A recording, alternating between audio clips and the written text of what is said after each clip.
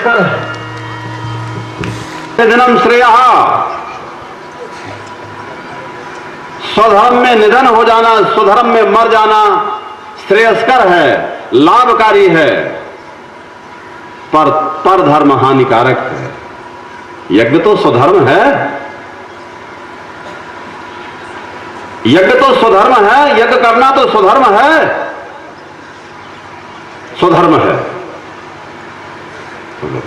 मरना तो है ही सबके लिए, सबका शरीर मरना है, चाहे कोई भी हो, चाहे धर्म वाला हो चाहे अधर्म वाला हो, लेकिन अधर्म में मरना हानिकारक है और स्वधर्म में मरना लाभदायक है।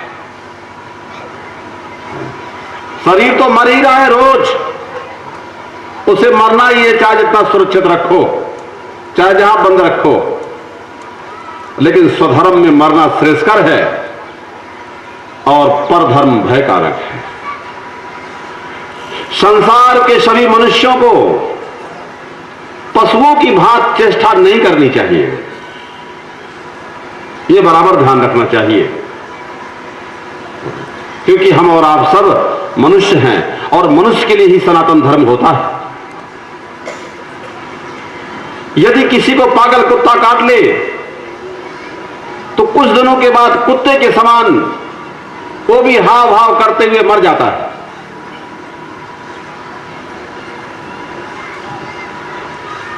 कुत्ते के शरीर से ऐसी कौन सी वस्तु निकल जाती है जिससे मनुष्य कुत्ते के समान काटने और भूखने लगता है? मनुष्य के मन में जीवित रहने का प्रबल मोह है। पहली बात, दुनिया के सारे लोग जीवित रहना चाहते हैं, लेकिन पशु के शरीर से बनी हुई वस्तुएं, मांस, शराब आदि और भी पशु पक्षियों के शरीर से निर्मित होने वाली वस्तुएं जब व्यक्ति के शरीर में जाएंगी, कोई उनका सेवन करेगा, ग्रहण करेगा, तो याद रखना पशुत्व जिसे बोलते हैं, पशुत्व का प्रभाव मनुष्य के रक्त पर पड़ेगा, पशुत्व का प्रभाव मनुष्य के मन पर पड़ेगा और पशुत्व का प्रभाव मनुष्य की बुद्धि पर नहीं पड़ेगा। ये किस तर्क के द्वारा माना जा सकता है, कोई बता दे? बोलो। पशु पक्षियों के क्या है, पशु पक्षियों के आहार से जिसका निर्वाह होगा उसके शरीर पर, रक्त पर और उसके मन पर कोई असर नहीं पड़ेगा। यह बात कैसे मानी जा सकती है, कोई भी समझा दे? सारे विश्व के लिए छूट है। क्या है? इसलिए सनातन धर्म अपने आप में एक विज्ञान है। क्या है? धर्म विज्ञान है। बोलो। धर्म हवा नहीं है। धर्म को तो हवा वो समझते हैं क्या है, जो इंद्रिय लोलुप लोग हैं, जो नर नारी अपनी इंद्रियों पर नियंत्रण करने को तैयार नहीं है, और धर्म तो नियंत्रण करने की शिक्षा देता है। वो धर्म कैसा जिसमें कोई नियंत्रण ना हो? क्या है? जहां कर्म करने का नियंत्रण नहीं है, उसके कर्म में उच्छृंखलता हो जाएगी, उदंडता हो जाएगी, आतंकवाद हो जाएगा और तरह तरह के वाद पैदा हो जाएंगे, जो समाज, राष्ट्र और विश्व के लिए खतरे पैदा हो जाएंगे। इसलिए मनुष्य के जीवन में और उच्छृंखलता नहीं होनी चाहिए, पशुता नहीं होनी चाहिए। मनुष्यता और मानवता का निर्माण करने के लिए वैदिक संस्कृति, विश्व संस्कृति, मानव संस्कृति सनातन धर्म की संस्कृति है, जो संपूर्ण विश्व के लोगों को सर्वे भवन्तु सुखिनः सर्वे सन्तु निरामयाः का मंगल संदेश देती है।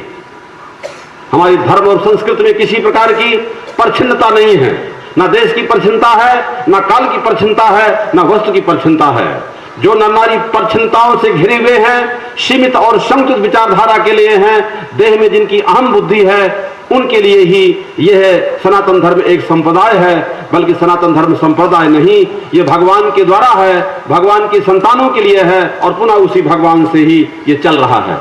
इसलिए इसके धर्म के संरक्षक, रक्षक और कौन है? भगवान ही हैं। सनातन धर्म के संरक्षक कौन है? भगवान ही है। वैदिक धर्म के रक्षक कौन है? वही भगवान है।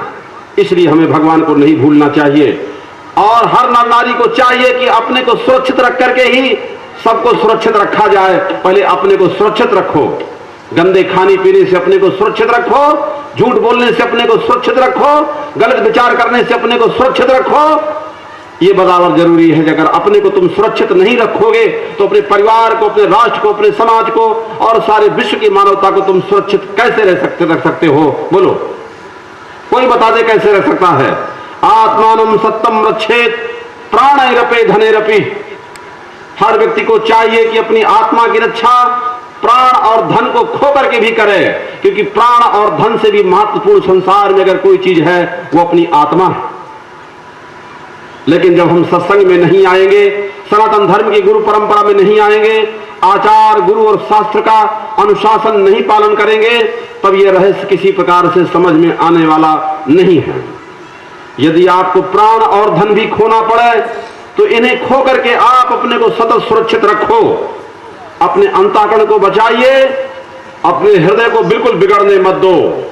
अपने हृदय को अच्छा बनाने के लिए ही हम और आप सब 9 दिन के लिए छोटी बनखेड़ी में यहां पर सत्संग का आयोजन यज्ञ के माध्यम से करके और लोगों के विचार सुंदर बन जाएं, पवित्र बन जाएं, निरोगी हो जाएं, स्वस्थ हो जाएं, दीर्घायु हो जाएं और यज्ञ के द्वारा वो जो चाहते हैं वह उनको प्राप्त हो जाए, इसलिए हम यहां पर आए हुए थे।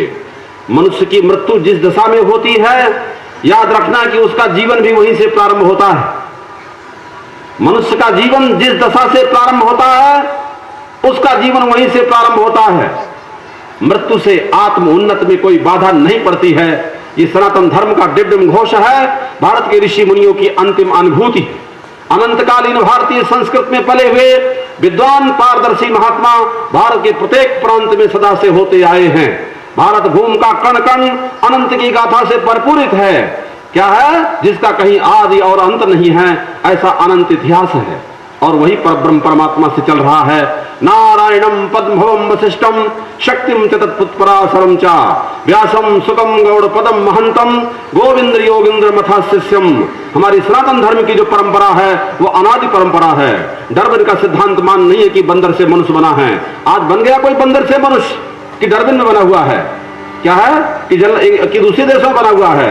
नहीं, जड़ से सृष्टि नहीं हुई है। अरे सृष्टि परमाणुओं से नहीं हुई, शून्य से नहीं हुई, सृष्टि तो परमात्मा से पैदा हुई है और सारी सृष्टि परमात्मा मैं ही है।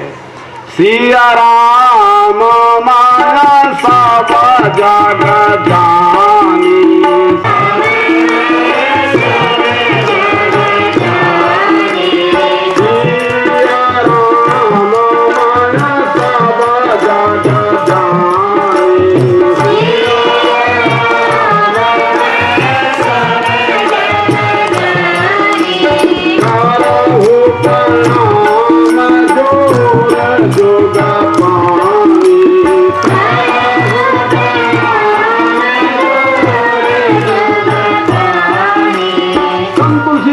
ऐसी अनुभूति हो गई थी कि और सबको नमस्कार कर रहे हैं, वंदन कर रहे हैं भगवान का स्वरूप मान करके।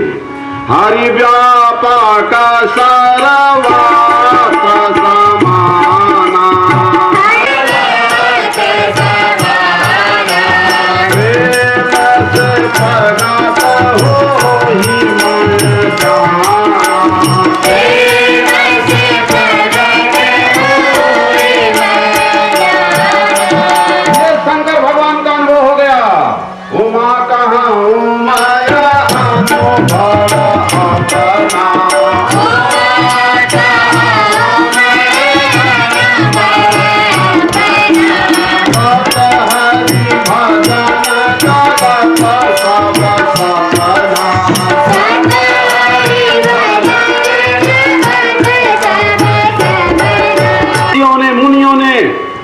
अपने अनुभव को शास्त्रों में रख दिया है। क्या है? बराबर रख दिया है, उसे ध्यान से श्रवण करो। शरीर की मृत्यु होने से आत्मा की उन्नति में कोई बाधा नहीं पड़ेगी, इस बात को बराबर ध्यान रखना है। क्या है? बराबर ध्यान रखो इस सिद्धांत को कि शरीर के मरने पर आत्मा में कोई बाधा नहीं पड़ेगी, आत्मोन्नत में कोई बाधा नहीं पड़ेगी। आत्मोन्नत जहां से छूट